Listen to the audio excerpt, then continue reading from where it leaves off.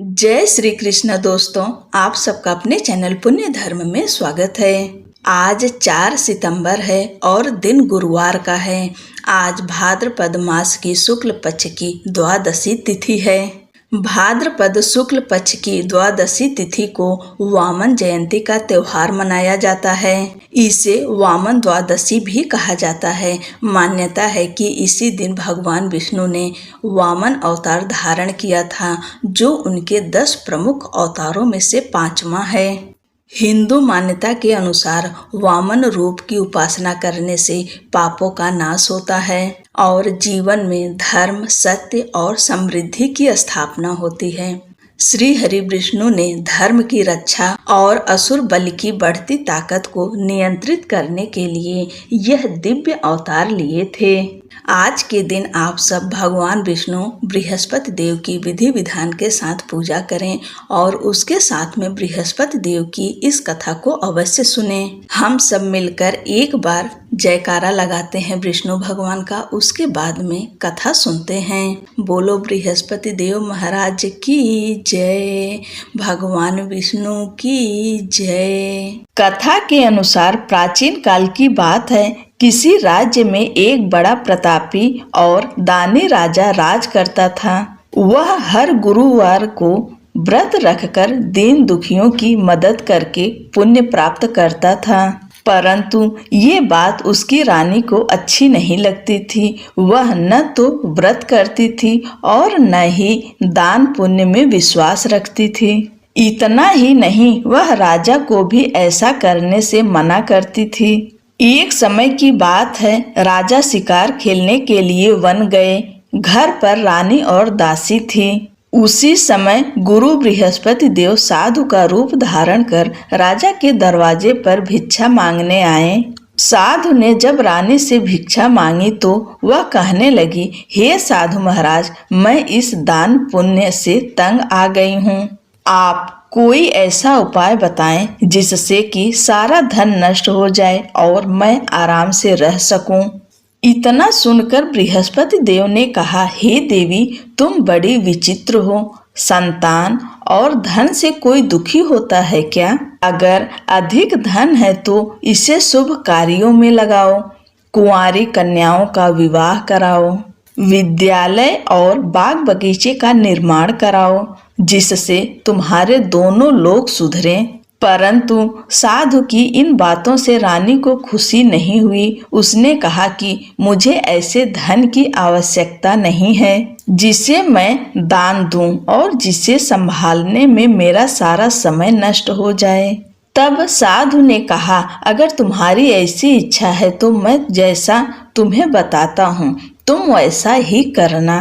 गुरुवार के दिन तुम घर को गोबर से लीपना, अपने बालों को पीली मिट्टी से धोना, राजा से हजामत बनाने को कहना, भोजन में मांस मदिरा का प्रयोग करना, कपड़े धोबी के यहाँ धुलने देना। इस प्रकार 7 बृहस्पतिवार करने से तुम्हारा समस्त धन नष्ट हो जाएगा।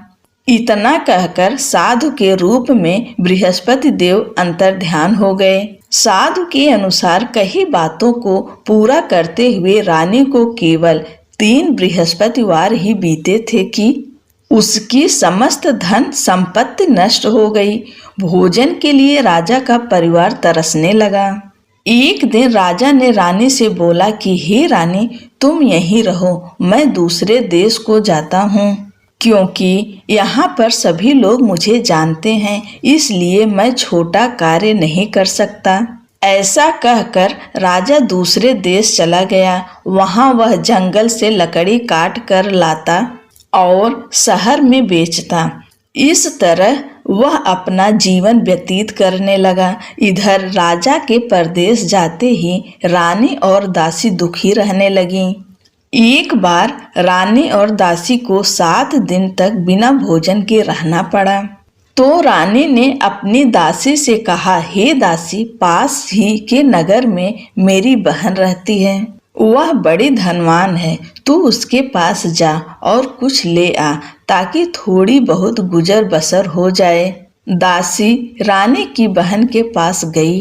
उस दिन गुरुवार था और रानी की बहन उस समय बृहस्पतिवार व्रत की कथा सुन रही थी।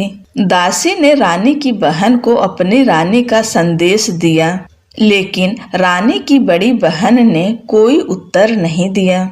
जब दासी को रानी की बहन से कोई उत्तर नहीं मिला तो वह बहुत दुखी हुई और उसे क्रोध भी आया। दासी ने वापस आकर रानी को सारी बात बता दी। ये सुनकर रानी ने अपने भाग्य को कोसा। उधर रानी की बहन ने सोचा कि मेरी बहन की दासी आई थी, परंतु मैं उससे नहीं बोली, इससे वह बहुत दुखी हुई होगी। कथा सुनकर और पूजा समाप्त करके वह अपनी बहन के घर आई और कहने लगी, हे बहन, मैं बृहस्पतिवार का व्रत कर रही थी। तुम्हारी दासी मेरे घर आई थी, परंतु जब तक कथा होती है तब तक न उठते हैं और ना ही बोलते हैं, इसलिए मैं नहीं बोली। बताओ दासी क्यों आई थी? रानी बोली, बहन, तुमसे क्या छिपाऊं, हमारे घर में खाने तक को अनाज नहीं है। ऐसा कहते कहते रानी की आंखें भर आई। उसने दासी समेत पिछले 7 दिनों से भूखे रहने की पूरी बात अपनी बहन को बता दी। रानी की बहन बोली, देखो बहन, भगवान बृहस्पति देव सबकी मनोकामनाओं को पूर्ण करते हैं। देखो, शायद तुम्हारे घर में अनाज रखा हो। पहले तो रानी को विश्वास नहीं हुआ, पर बहन के आग्रह करने पर उसने दासी को अंदर भेजा तो उसे सचमुच अनाज से भरा एक घड़ा मिल गया। ये देखकर दासी को बड़ी हैरानी हुई। दासी रानी से कहने लगी, हे रानी, जब हमको भोजन नहीं मिलता तो हम व्रत ही करते हैं, इसलिए क्यों न इनसे व्रत और कथा की विधि पूछ ली जाए ताकि हम भी व्रत कर सकें। तब रानी ने अपनी बहन से बृहस्पतिवार व्रत के बारे में पूछा। उसकी बहन ने बताया, बृहस्पतिवार के व्रत में चने की दाल और मुनक्का केले की जड़ में अर्पित करें तथा दीपक जलाएं, व्रत कथा सुने और पीला भोजन ही करें। इससे बृहस्पति देव और भगवान विष्णु प्रसन्न होते हैं। व्रत और पूजा की विधि बताकर रानी की बहन अपने घर लौट गई। 7 दिन बाद जब गुरुवार आया तो रानी और दासी ने व्रत रखा। वह घुड़साल में जाकर चना और गुड़ लेकर आई। फिर उससे केले की जड़ तथा विष्णु भगवान की पूजा की। अब पीला भोजन की चिंता को लेकर दोनों बहुत दुखी हुई। चूंकि उन्होंने व्रत रखा था, इसलिए बृहस्पति देव उनसे प्रसन्न थे। वह एक साधारण व्यक्ति का रूप धारण कर 2 थालों में पीला भोजन दासी को दे गए। भोजन को पाकर दासी प्रसन्न हुई और फिर रानी के साथ मिलकर भोजन ग्रहण किया। उसके बाद वे सभी गुरुवार को व्रत और पूजन करने लगी। बृहस्पति भगवान की कृपा से उनके पास फिर से धन संपत्ति आ गई, परंतु रानी फिर से पहले की तरह आलस्य करने लगी। तब दासी बोली, देखो रानी, तुम पहले भी इस प्रकार आलस्य करती थी। तुम्हें धन रखने में कष्ट होता था, इस कारण सभी धन नष्ट हो गया, और अब जब भगवान बृहस्पति की कृपा से धन मिला है तो तुम्हें फिर से आलस्य होता है। रानी को समझाते हुए दासी कहती है कि बड़ी मुसीबतों के बाद हमने यह धन पाया है, इसलिए हमें दान पुण्य करना चाहिए, भूखे मनुष्यों को भोजन कराना चाहिए और धन को शुभ कार्यों में खर्च करना चाहिए, जिससे तुम्हारे कुल का यश बढ़ेगा, स्वर्ग की प्राप्ति होगी और पितृ प्रसन्न होंगे। दासी की बात मानकर रानी अपना धन शुभ कार्यों में खर्च करने लगी, जिससे पूरे नगर में उसका यश फैलने लगा। उधर एक दिन राजा दुखी होकर जंगल में एक पेड़ के नीचे आसन जमाकर बैठ गया। वह अपनी दशा को याद करके व्याकुल होने लगा। बृहस्पतिवार का दिन था। एकाएक उसने देखा कि निर्जन वन में एक साधु प्रकट हुए। वह साधु वेश में स्वयं बृहस्पति देवता थे। लकड़हारे के सामने आकर बोले, हे लकड़हारे, इस सुनसान जंगल में तू इतना चिंता मग्न क्यों बैठा है? लकड़हारे ने दोनों हाथ जोड़कर प्रणाम किया और उत्तर दिया, हे महात्मा जी, आप सब कुछ जानते हो, मैं क्या कहूँ। यह कहकर रोने लगा और साधु को अपनी आत्मकथा सुनाई। महात्मा जी ने कहा, तुम्हारी स्त्री ने बृहस्पति के दिन बृहस्पति भगवान का निरादर किया है, जिसके कारण रुष्ट होकर उन्होंने तुम्हारी यह दशा कर दी है। अब तुम चिंता को दूर करके मेरे कहने पर चलो तो तुम्हारे सब कष्ट दूर हो जाएंगे और भगवान पहले से भी अधिक संपत्ति देंगे। तुम बृहस्पति के दिन कथा किया करो। 2 पैसे के चने मुनक्का लाकर उसका प्रसाद बनाओ और शुद्ध जल से लोटे में शक्कर मिलाकर अमृत तैयार करो। कथा के पश्चात अपने सारे परिवार और सुनने वाले प्रेमियों में अमृत व प्रसाद बांटकर आप भी ग्रहण करो। ऐसा करने से भगवान तुम्हारी सब मनोकामनाएं पूरी करेंगे। साधु के ऐसे वचन सुनकर लकड़हारा बोला, हे प्रभु, मुझे लकड़ी बेचकर इतना पैसा नहीं मिलता जिससे भोजन के उपरांत कुछ बचा सकूं। मैंने रात्रि में अपनी स्त्री को व्याकुल देखा है। मेरे पास कुछ भी नहीं जिससे मैं उसकी खबर मंगा सकूं। साधु ने कहा, हे लकड़हारे, तुम किसी बात की चिंता मत करो। बृहस्पति के दिन तुम रोजाना की तरह लकड़ियां लेकर शहर को जाओ।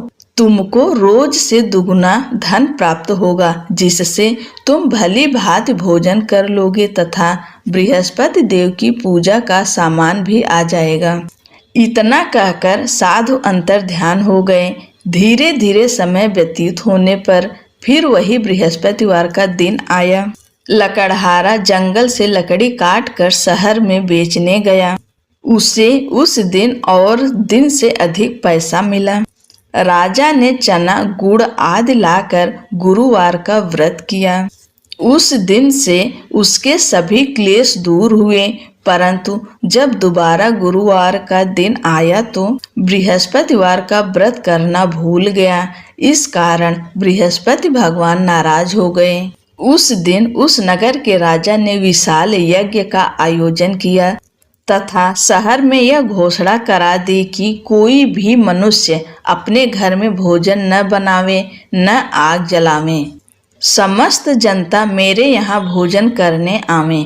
इस आज्ञा को जो न मानेगा उसे फांसी की सजा दी जाएगी। इस तरह की घोषणा संपूर्ण नगर में करवा दी गई। राजा की आज्ञा अनुसार शहर के सभी लोग भोजन करने गए, लेकिन लकड़हारा कुछ देर से पहुंचा।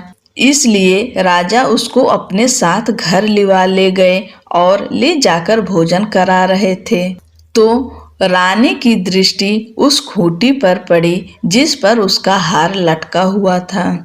वह वहां पर दिखाई नहीं दिया। रानी ने निश्चय किया कि मेरा हार इस मनुष्य ने चुरा लिया है। उसी समय सिपाहियों को बुलाकर उसको कारागार में डलवा दिया।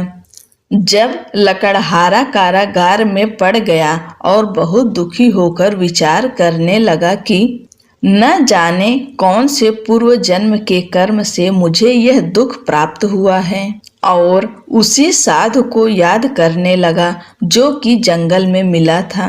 उसी समय तत्काल बृहस्पति देव साधु के रूप में प्रकट हुए और उसकी दशा को देखकर कहने लगे, अरे मूर्ख, तूने बृहस्पति देव की कथा नहीं करी, इस कारण तुझे दुख प्राप्त हुआ है। अब चिंता मत कर। बृहस्पतिवार के दिन कारागार के दरवाजे पर 4 पैसे पड़े मिलेंगे।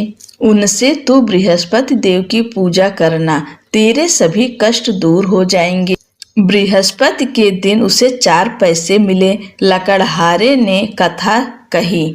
उसी रात्रि को बृहस्पति देव ने उस नगर के राजा को स्वप्न में कहा, हे राजा, तुमने जिस आदमी को कारागार में बंद कर दिया है वह निर्दोष है, वह राजा है, उसे छोड़ देना। रानी का हार उसी खूंटी पर लटका है। अगर तू ऐसा नहीं करेगा तो मैं तेरे राज्य को नष्ट कर दूंगा।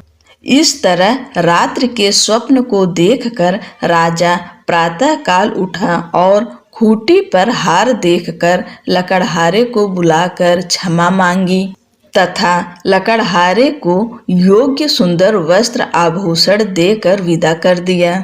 बृहस्पति देव की आज्ञा अनुसार लकड़हारा अपने नगर को चल दिया। राजा जब अपने नगर के निकट पहुंचा तो उसे बड़ा आश्चर्य हुआ। नगर में पहले से अधिक बाग, तालाब, कुएं तथा बहुत ही धर्मशाला, मंदिर आदि बन गई है। राजा ने पूछा, यह किसका बाग और धर्मशाला है? तब नगर के सब लोग कहने लगे, यह सब रानी और बांदी के हैं। तो राजा को आश्चर्य हुआ और गुस्सा भी आया। जब रानी ने यह खबर सुनी कि राजा आ रहे हैं तो उन्होंने बांदी से कहा कि हे दासी, देख, राजा हमको कितनी बुरी हालत में छोड़ गए थे। हमारी ऐसी हालत देखकर वह लौट न जाएं, इसलिए तू दरवाजे पर खड़ी हो जा। आज्ञा अनुसार दासी दरवाजे पर खड़ी हो गई। राजा आए तो उन्हें अपने साथ लिवा लाई। तब राजा ने क्रोध करके अपनी रानी से पूछा कि यह धन तुम्हें कैसे प्राप्त हुआ है? तब उन्होंने कहा, हमें यह सब धन बृहस्पति देव के इस व्रत के प्रभाव से प्राप्त हुआ है। राजा ने निश्चय किया कि 7 रोज बाद तो सभी बृहस्पति का पूजन करते हैं, परंतु मैं प्रतिदिन दिन में 3 बार कहानी तथा रोज व्रत किया करूंगा। अब हर समय राजा के दुपट्टे में चने की दाल बंधी रहती तथा दिन में 3 बार कहानी कहता। एक रोज राजा ने विचार किया कि चलो अपनी बहन के यहाँ हो आए। इस तरह निश्चय कर राजा घोड़े पर सवार हो अपनी बहन के यहाँ को चलने लगा। मार्ग में उसने देखा कि कुछ आदमी एक मुर्दे को लिए जा रहे हैं। उन्हें रोक कर राजा कहने लगा, अरे भाइयों, मेरी बृहस्पति देव की कथा सुन लो। वे बोले, लो, हमारा तो आदमी मर गया है, इसको अपनी कथा की पड़ी है। परंतु कुछ आदमी बोले, अच्छा कहो, हम तुम्हारी कथा भी सुनेंगे। राजा ने दाल निकाली और जब कथा आधी हुई थी कि मुर्दा हिलने लग गया और जब कथा समाप्त हो गई तो राम राम करके मनुष्य उठकर खड़ा हो गया। आगे मार्ग में उसे एक किसान खेत में हल चलाता मिला। राजा ने उसे देख और उससे बोले, तुम मेरी बृहस्पतिवार की कथा सुन लो। अरे भैया, किसान बोला, जब तक मैं तेरी कथा सुनूंगा तब तक 4 हरैया जोत लूंगा। जा, अपनी कथा किसी और को सुना। इस तरह राजा आगे चलने लगा। राजा के हटते ही बैल पछाड़ खाकर गिर गए तथा किसान के पेट में बड़ी जोर का दर्द होने लगा।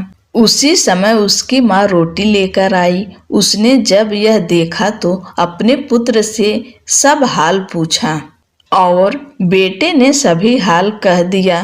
तो बुढ़िया दौड़ी दौड़ी उस घुड़सवार के पास गई और उससे बोली कि मैं तेरी कथा सुनूंगी, तू अपनी कथा मेरे खेत में चलकर ही कहना।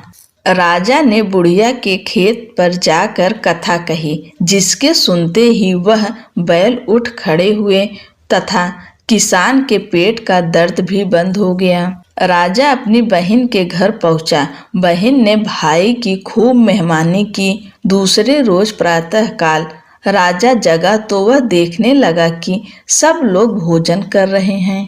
राजा ने अपनी बहन से कहा, ऐसा कोई मनुष्य है जिसने भोजन नहीं किया हो, मेरी बृहस्पतिवार की कथा सुन ले।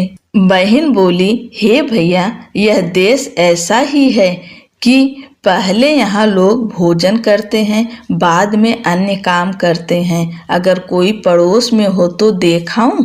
वह ऐसा कहकर देखने चली गई, परंतु उसे कोई ऐसा व्यक्ति नहीं मिला जिसने भोजन न किया हो। अतः वह एक कुम्हार के घर गई जिसका लड़का बीमार था। उसे मालूम हुआ कि उनके यहाँ 3 रोज से किसी ने भोजन नहीं किया है।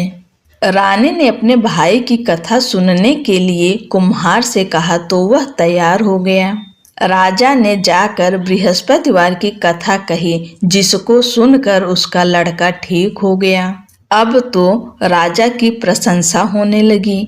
एक रोज राजा ने अपनी बहन से कहा कि हे बहन, हम अपने घर को जाएंगे, तुम भी तैयार हो जाओ।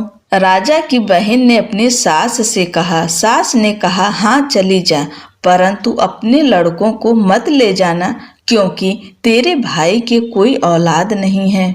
बहन ने अपने भैया से कहा, हे भैया, मैं तो चलूंगी, पर कोई बालक नहीं जाएगा। राजा ने बोला, जब कोई बालक नहीं चलेगा तब तुम ही क्या करोगी। बड़े दुखी मन से राजा अपने नगर को लौट आया। राजा ने अपनी रानी से कहा, हम निर्वंशी हैं, हमारा मुंह देखने का धर्म नहीं है और कुछ भोजन आदि नहीं किया।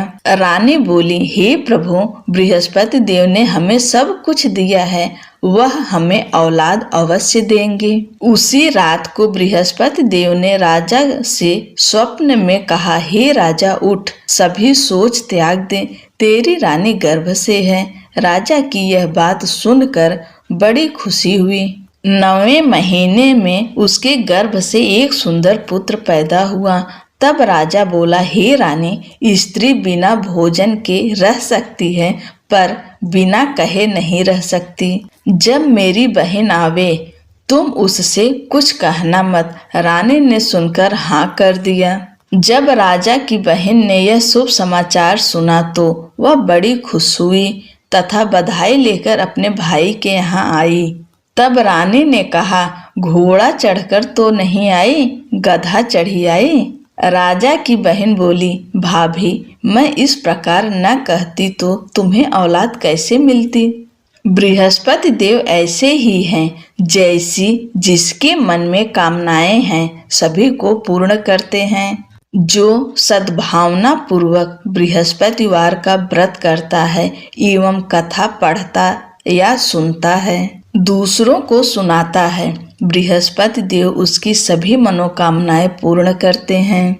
भगवान बृहस्पति देव उसकी सदैव रक्षा करते हैं। संसार में जो मनुष्य सद्भावना से भगवान जी का पूजन व्रत सच्चे हृदय से करते हैं तो उनकी सभी मनोकामनाएं पूर्ण करते हैं। जैसी सच्ची भावना से रानी और राजा ने उनकी कथा का गुणगान किया तो उनकी सभी इच्छाएं बृहस्पति देव जी ने पूर्ण की थी। इसलिए पूर्ण कथा सुनने के बाद प्रसाद लेकर जाना चाहिए। हृदय से उसका मनन करते हुए जयकारा बोलना चाहिए। बोलो बृहस्पति देव भगवान की जय, भगवान विष्णु माँ लक्ष्मी की जय। जय श्री कृष्ण। राधे राधे।